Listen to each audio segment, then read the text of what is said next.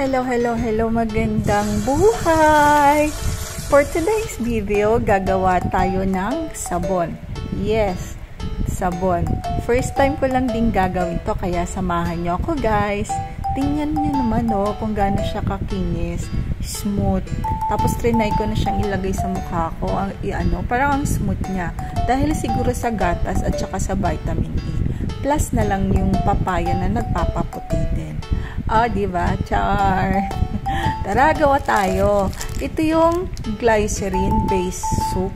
In-order ko lang yan sa Shopee, 1 kilo, 250 ata. Tapos ito naman, isang kalahating medium na papaya. Tapos meron akong fresh milk, saka kalahating lemon, at saka itong vitamin E. Una yan, kalahati lang gagamitin natin dito. Half kilo lang ng glycerin. Ating hiwa-hiwain to ng maliliit para mabilis siyang matunaw. Yan, mga ganyan lang kaliliit. Then, lagay na natin sa ating kawali. Kaya mabilis lang siyang matunaw. Pero kailangan siguro mahinang apoy lang. Kasi baka masunog yung ilalim. Yan, ganyan lang. Huwag mong tigilan ng kakahalo para hindi manikit. After 1 minute, ganyan na siya. Tunaw na. Ayan, mekas-mekas lang. Halo-halo. Pag tunaw na lahat, ilagay na natin yung ating blended ng papaya at saka yung fresh milk. Pwede rin kayong gumamit ng iba kung wala kayong fresh milk. Yan, halo lang natin yan. Siguro mga 1 minute nating iluluto yung papaya at saka milk. Tapos, ayan, tunaw na kasi yung glycerin. So, okay na yan. Konting halo-halo lang para mag-blend lahat.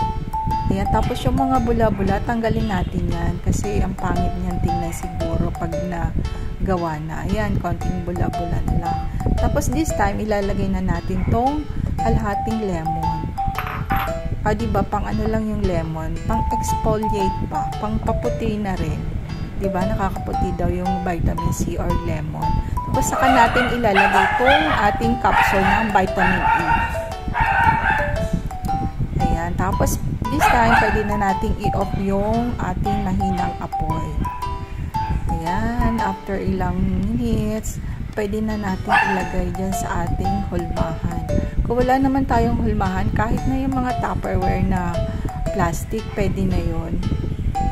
Ikakat na lang natin sa gusto nating sukat. So, walang eksaktong measurement to kasi pang personal use lang naman. Pero malay natin, soon, magbebenta na rin tayo dyan pag magandang result. Diba? Yan, sinishare ko na sa inyo. Ang dali lang gawin, promise. Wala pang 30 minutes, marami ka ng sabon. Pero syempre, isiset muna natin to for 4 hours or overnight. Kinumagahan, ito na siya. Gawa na, matigas na, tapos ito try na natin. Diba? Ang kinis na niya. Tapos hindi mo na kailangan i-chop-chop kasi nakalagay na kasi siya sa molding na gusto kong shape. Yan, ganyan lang kadali. Try na natin. At saka mabula siya, promise. Smooth. Kasi nga siguro sa milk at saka sa vitamin E. Hindi siya dry pagkatapos mong maghilamos o maghugas. Yun lang. Share ko lang sa inyo yung recipe ko. Thank you. Bye-bye.